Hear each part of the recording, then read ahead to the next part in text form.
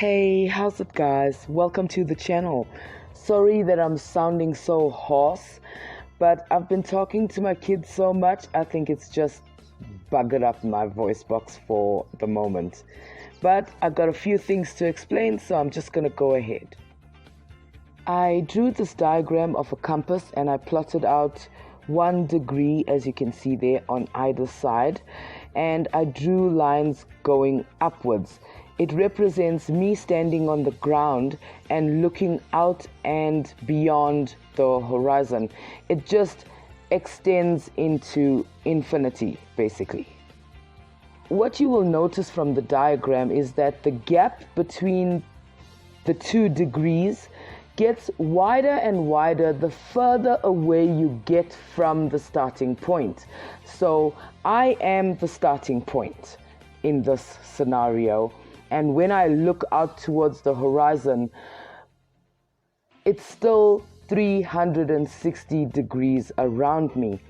And then because of the scale of the earth, the gaps are very wide. So they had to take 1 degree and divide it, and it will become 1 degree equals 60 arc minutes. And then 1 arc minute is equal to 60 arc seconds.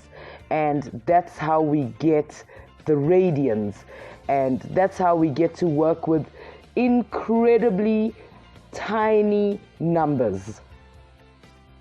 So guys, my voice is really shot, but as I was explaining the new thing I had to learn, I hope that you were enjoying the views of the sun progressing from the autumn equinox to the winter solstice, to the spring equinox, to the summer solstice of 2019, and then on to 2020, the autumn equinox, the winter solstice, the spring equinox, and today's up-to-date observation of the summer solstice for the 21st of December 2020. So, as I've stated in the video before last, there are very slight variations, and the only way we can detect them are with these calculations.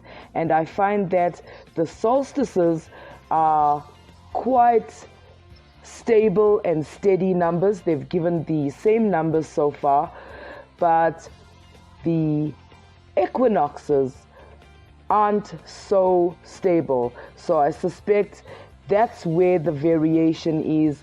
That's where the tug of the sun on the earth is most noticeable, and that's where we can tell what's happening with the earth in its orbit around the sun. Well, that's just one of the things, and that's just one of the things I learned from my observations. Also guys, just so you know, I may not be able to see the great conjunction of Jupiter with Saturn tonight.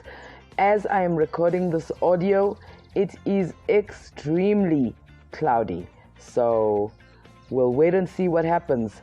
But I did get a glimpse of it last night, and it really was amazing. I hope you guys can see it wherever you are.